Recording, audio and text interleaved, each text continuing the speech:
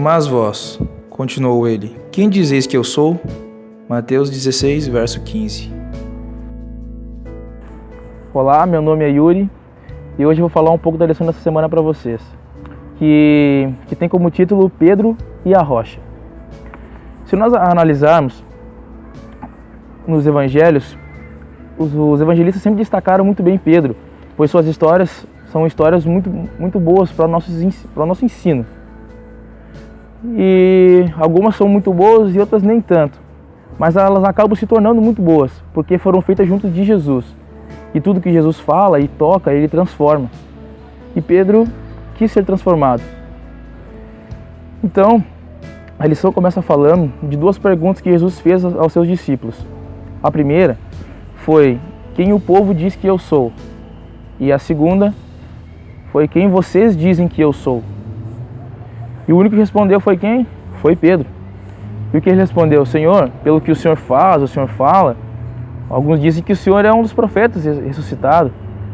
Talvez Elias, Moisés, o próprio Jeremias. Mas nós dizemos que tu és o Cristo, o ungido, o Filho do Deus vivo.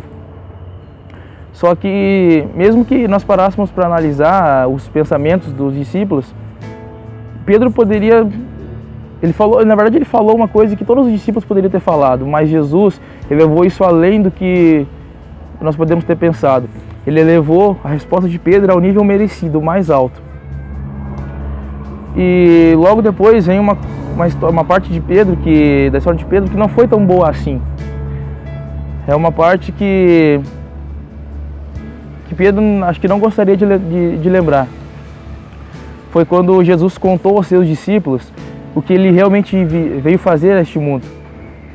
E Jesus disse: bom, eu vou morrer, eu vou ressuscitar. E Pedro falou assim: Senhor, tenha piedade. E Jesus falou assim: afasta-te de mim, Satanás. Você é só uma pedra de tropeço. E logo depois também tem a história dos cobradores de impostos, que eles perguntam a Pedro se Jesus ia pagar, e ele disse que Jesus ia pagar os impostos. Ele chegou em casa e Jesus já disse assim, já antecipou Pedro: um rei, ele cobra os impostos dos filhos ou dos estranhos? E Pedro já disse: dos estranhos. Então, vai ao mar, o primeiro peixe que tu pegar, vai ter uma moeda lá dentro, tu paga os nossos impostos.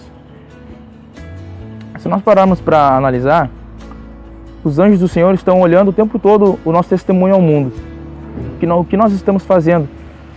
E toda vez que nós estivermos reunidos com nossos amigos, nossos familiares, nós devemos pensar, e o nosso coração deve estar sempre ligado a Jesus.